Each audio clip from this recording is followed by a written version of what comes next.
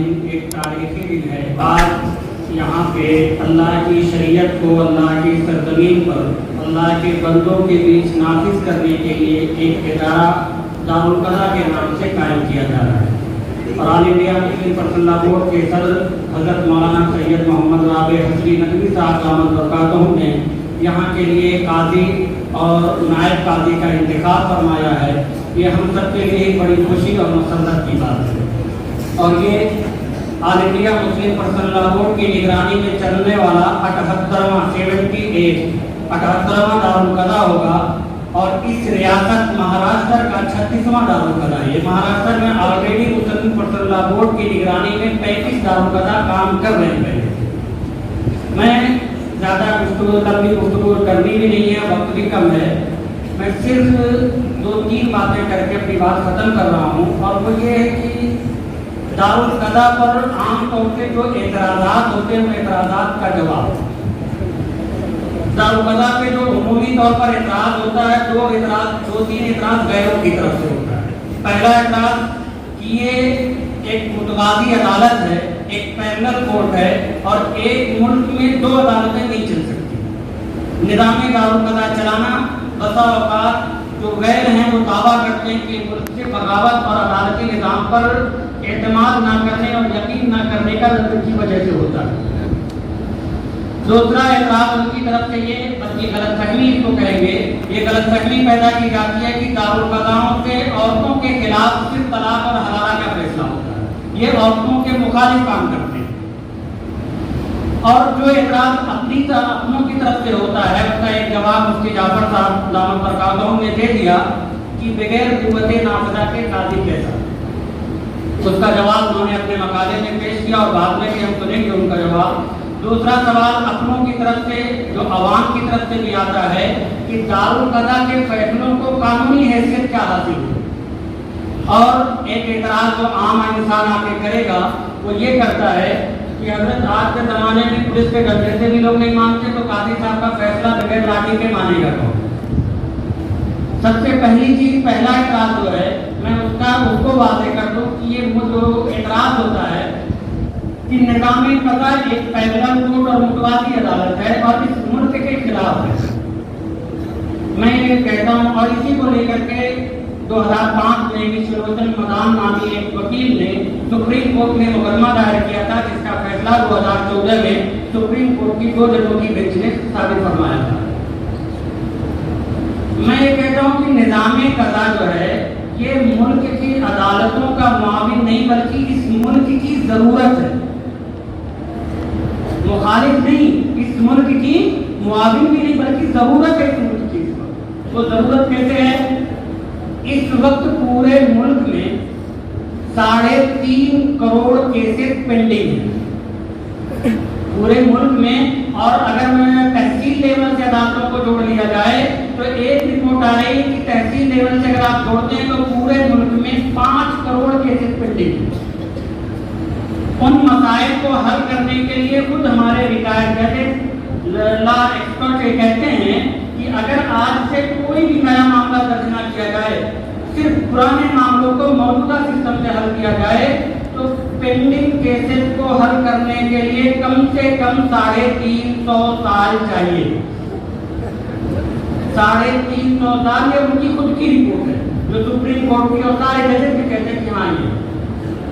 اور جو global ratio ہوتا ہے کہ کتنی آبادی پہ کتنے ججز ہونے چاہیے، جو امریکہ میں جتنے ججز، کتنے آبادی کے تناسب سے جو ججز ہوتے ہیں، اس اعتبار سے 130 کروڑ آبادی کے لیے اس ملک میں ججز کی جو ریکوائرمنٹ ہے وہ کم سے کم 1.25 لاکھ جج ہونے چاہیے۔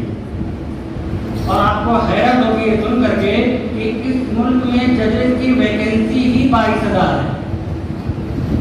1.25 لاکھ ججز کی ریکوائرمنٹ ہے، 22,000 ججز کی پوری ججز کی ویکینسی ہی 22,000 ہے پورے ملک میں، اور اس میں سے عموماً 5,000 سیٹیں خالی رہتی ہیں، ہمیشہ کبھی فل نہیں ہوتی ہیں۔ ابھی سپریم کورٹ میں 1 سال سے کئی سیٹیں خالی تھیں، ابھی 10 ججوں کے تقرر ہونے کی ہے۔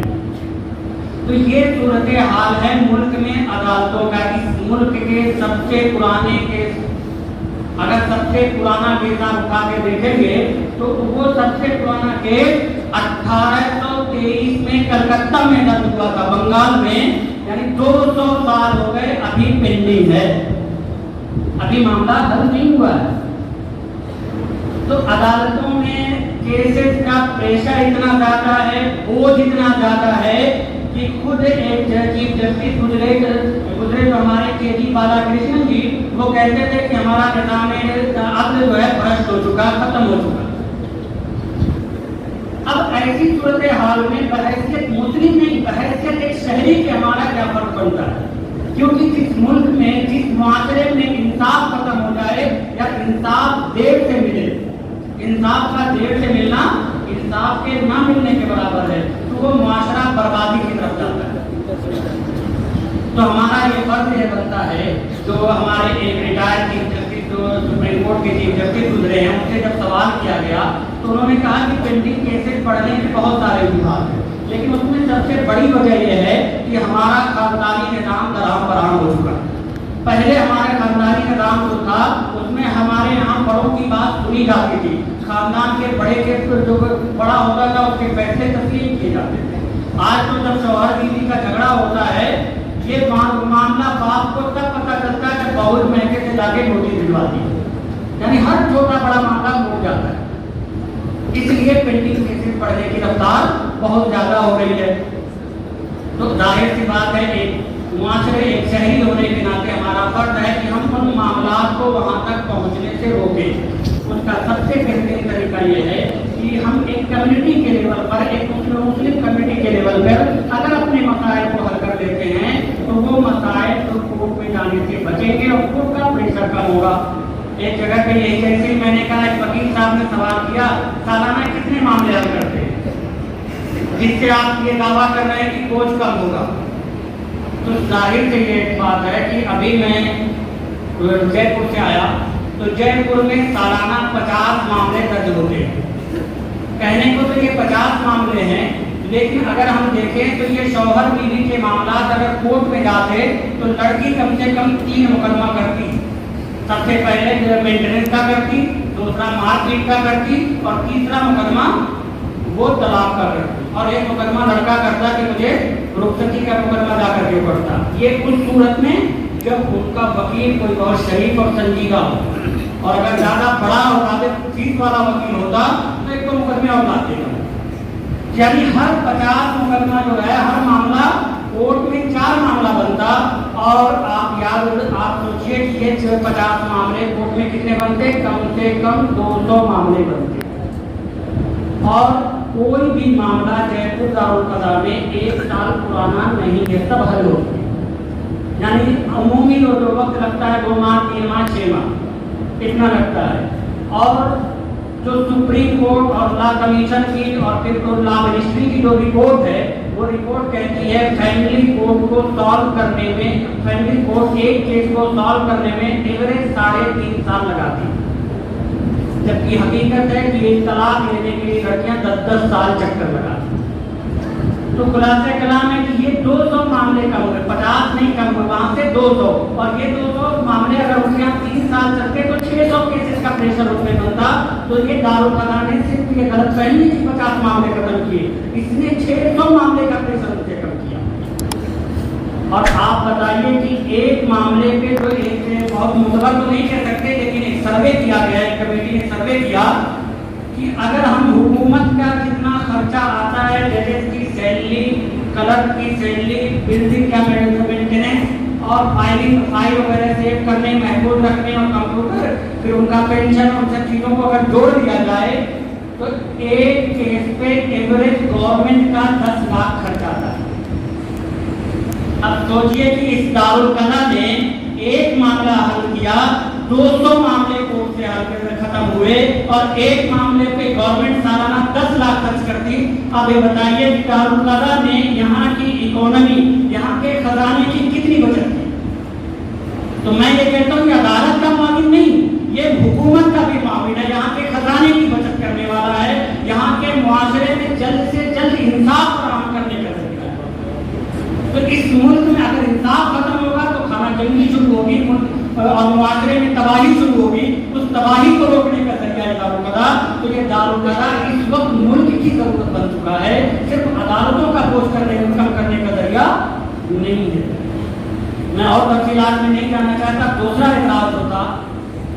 दूसरा एतराज ये होता है कि जो दारुल कदा से फैसले होंगे उनकी कानूनी हैसियत क्या होगी। तो दारुल कदा से जो फैसले होंगे उसकी कानूनी हैसियत क्या होगी।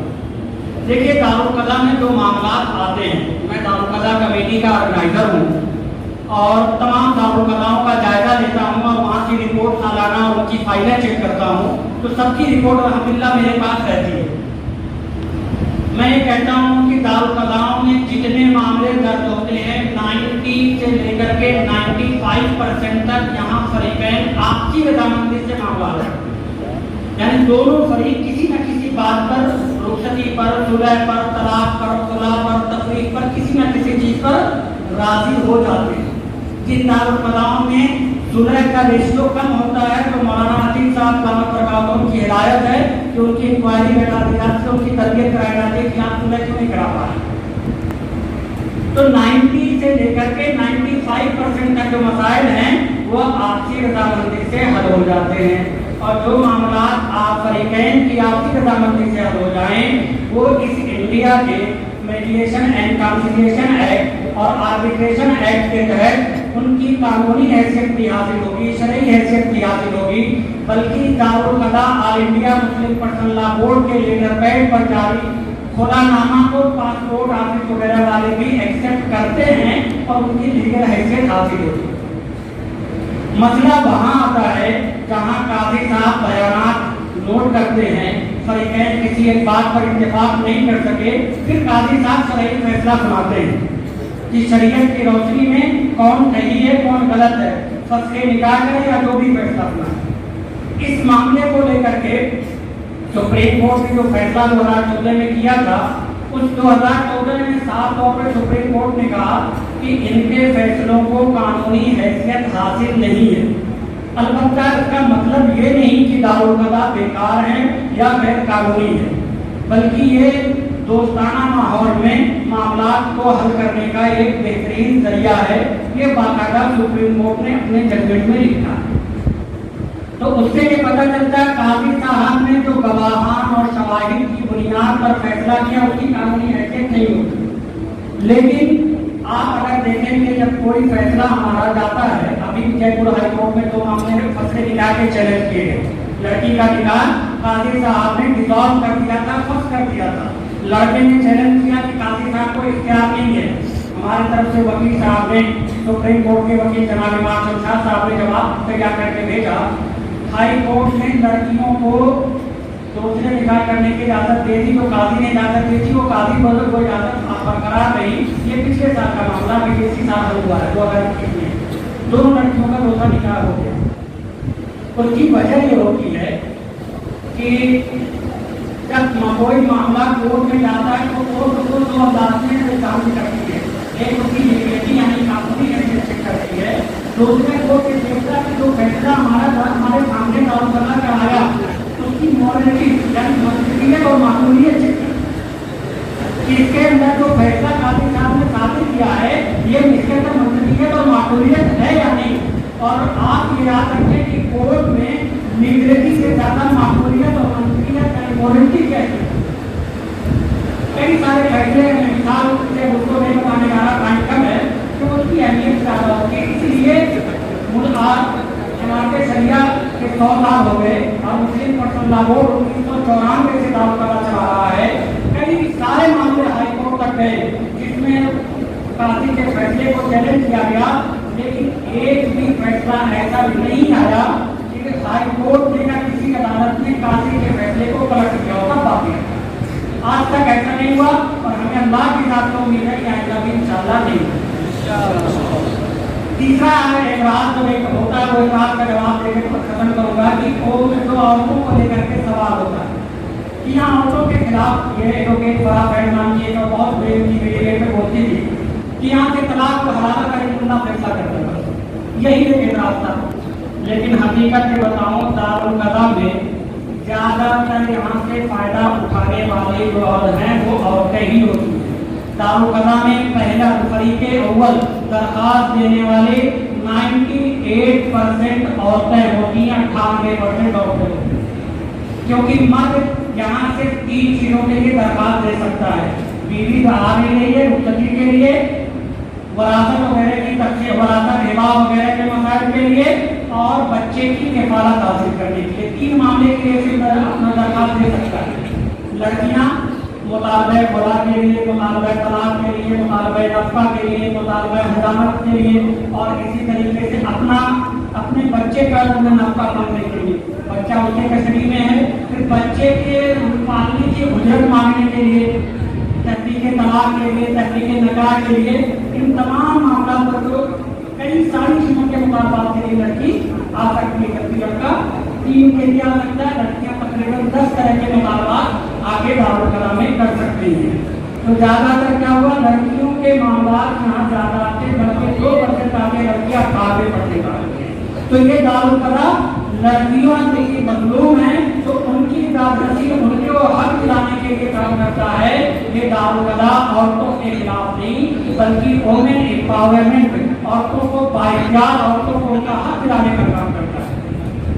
और आखिरी बात जो थी कि अगर पुलिस के डरने से कोई नहीं मानता, तो काजी साहब का फैसला कौन मानेगा? काजी साहब ने लाजिम कर दिया, नहीं मानते, तो उसका जवाब मुझे देने की जरूरत नहीं है।